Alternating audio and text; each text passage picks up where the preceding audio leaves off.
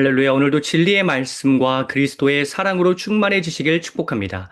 고린도전서 9장 전체 본문으로 하나님의 말씀을 전하겠습니다. 25절만 읽겠습니다.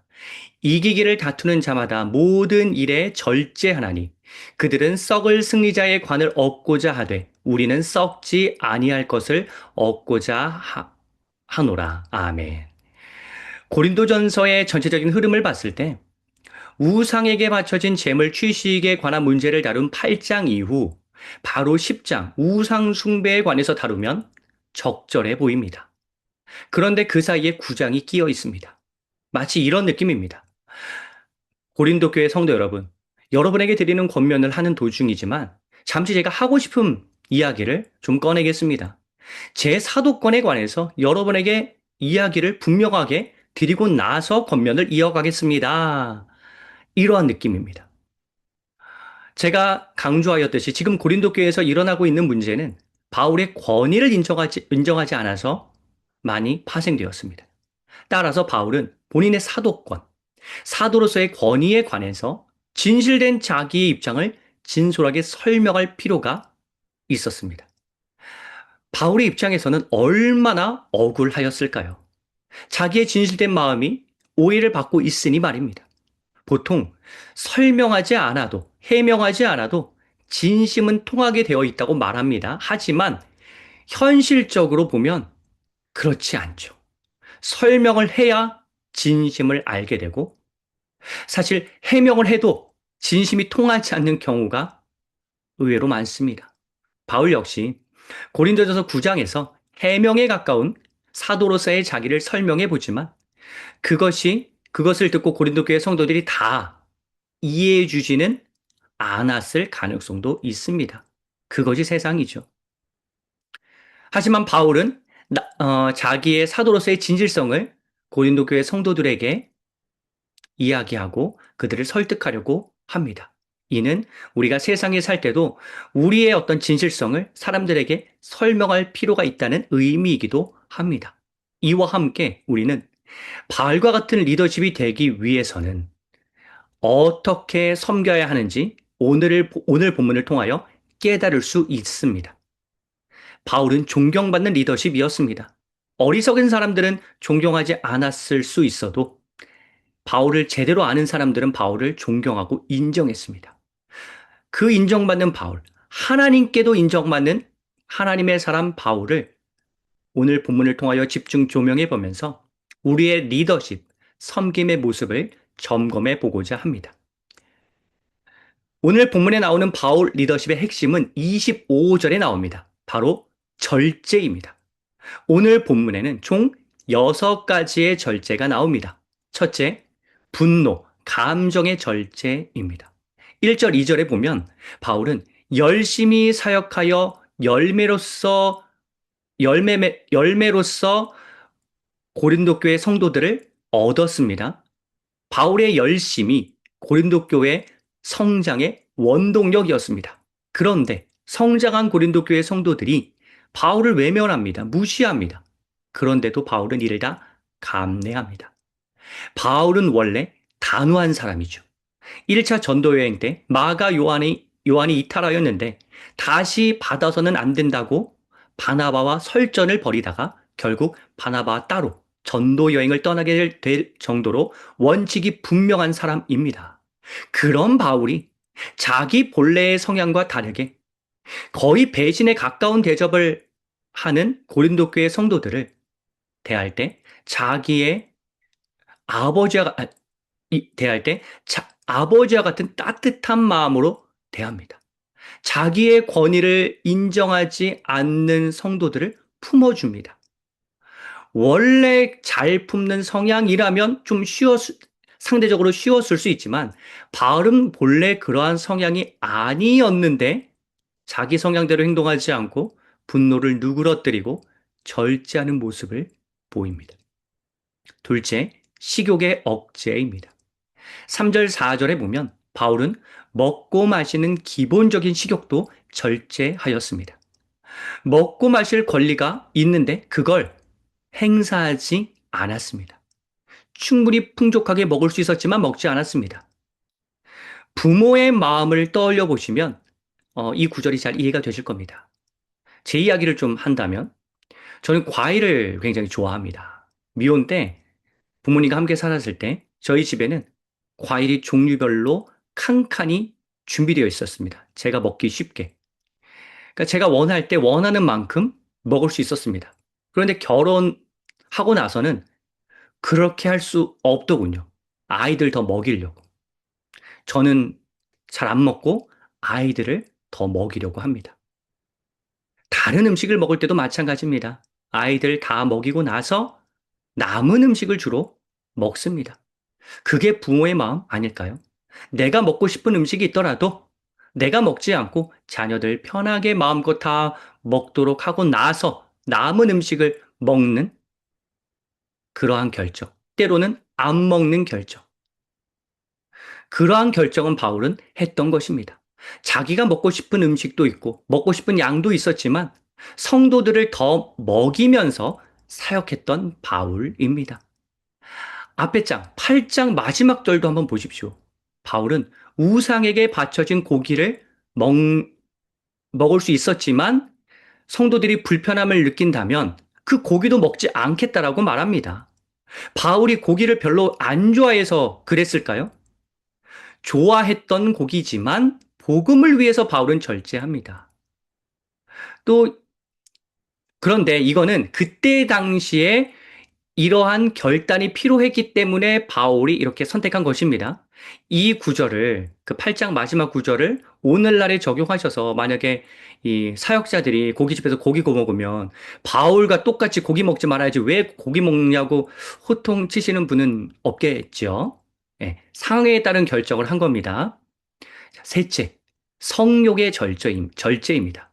5절에 보면 아내를 데리고 다닐 수 있었지만 바울은 하나님 사역에 더 집중하겠다는 결정을 내립니다. 이 구절 역시 절대로 독신으로 사역해야 한다는 의미를 담고 있는 건 아니죠. 바울의 특수 상황이었고 특별한 결정이었습니다. 이 구절은 고린도전서 7장과도 연결이 됩니다. 바울은 7장에서 고린도 교회 성도들에게 하나님을 위해서 더 열심히 일해야 한다고 강조합니다. 섹슈얼한 측면의 혈안이 되어서는 안 된다고 권면합니다. 그 본보기를 보이기 위해서 바울은 결혼하지 않고 사역에 집중합니다. 이 역시 그때 당시의 상황에 맞는 바울의 결정이고 또 모든 사역자가 그렇게 결정하지는 않았을지 몰라도 바울은 이러한 결정을 내렸던 것이죠. 근데 만일 컨텍스트가 그러니까 고린도 교회 성도들이 너무 교회 일만 하는 컨텍스트였다면 가정을 바울이 이뤄서 가정에 충실한 모습을 보였을 것입니다. 마치 로마 가톨릭 사제였던 루터가 종교개혁을 일으키면서 결혼했듯이 말입니다. 하지만 당시에는 하나님 일에 더 집중하는 모습을 사람들이 보여야 했습니다. 그렇기 때문에 이러한 결혼하지 않고 사역에 집중하는 모습을 바울은 보였던 것입니다. 이러한 고백을 보면서 바울이 성욕이 없어서 이러한 결정을 내렸다라고 보기 당연히 어렵겠죠. 절제한 것입니다. 결혼과 성욕까지도 철저하게. 넷째, 물질의 절제입니다. 6절부터 18절까지 보면 바울이 사역을 하면서 사례비를 받는 것은 정당하였지만 받지 않는 결정을 내립니다. 구약 시대에 보면 레위인들은 성전 일에 집중하기 위해 다른 일을 하지 않아도 되도록 다른 일을 하지 않아도 그러니까 돈벌이를 하지 않아도 물질적으로 어려움이 없도록 그렇게 되었습니다. 하지만 바울은 당연히 요구할 수 있는 사례비도 요구하지 않습니다. 바울이 간혹 헌금을 요구할 때가 있는데 그건 본인의 필요를 채우기 위함이 아니라 그 교회의 필요가 있기 때문이었죠. 그런데 이러한 점에도 불만을 갖고 바울을 공격했던 것으로 보입니다. 그러한 사람들에게 바울은 영적인 일을 한다고 해서 물질이 전혀 필요하지 않는 건 아니다. 소가 열심히 일하면 소가 더 잘 일할 수 있도록 독려해주고 좋은 환경을 만들어주려는 마음을 지녀야지. 그것도 안 해주면서 소에게 망을 씌워서 사역이 축소되도록 해서는 안 된다라고 언급합니다. 바울은 이러한 그런 비판의 풍토 속에서도 그러한 비판을 다 감내하면서 이 복음 전하는데 조금이라도 불편이 발생하지 않도록 물질적 구원이 많이 필요하였지만 그것을 최소화하고 요구하지 않고 자기가 벌어서 번 돈으로 사역을 하는 모습을 보입니다. 이 또한 일반적인 모습은 아니죠. 바울처럼 물질적인 측면은 사역자가 알아서 다 감당해야 한다, 감수해야 한다, 이렇게 적용하기에는 곤란한 측면이 많습니다. 바울의 특수한 상황, 특수한 결정이라고 이해해야 합니다. 바울처럼 사역자가, 바울처럼 모든 사역자가 그렇게 살아야 한다고 하면서 사례비를 완전히 최소로 잡거나, 이런 식으로 한다면 사역에 집중하지 못하게 되어 서로 손해가 됩니다. 다섯째, 지식의 절제입니다. 19절부터 23절까지 보면 바울은 유대인에게는 유대인에 맞게, 율법주의자에게는 율법주의자에 맞게, 율법을 잘 모르는 자에게는 또 그에 맞게, 약한 자에게는 약한 자와 같이, 이렇게 자유자재로 바꾸어서 복음을 전하였습니다. 그러니까 바울은 마태, 마가, 누가, 요한복음 각자의 특색 모두를 아우를 수 있는 놀라운 지혜의 소유자였습니다. 쉽게 말하자면 영어부에 가서는 영어부 아이들에게 맞게, 영어부 아이들과 부모들에게 맞게, 초등학생에게는 그에 맞게, 중고등학생에게는 그에 맞게, 대학생에게는 대학생에게 맞게, 자녀가 어린 자녀를 둔 부모에게는 그러한 부모에게 맞게, 미혼이면 또 미혼에게 맞게, 시니어에게는 시니어에 맞게 복음을 전하는 인물이었다는 뜻입니다. 이는 지식이 충만해야 가능합니다.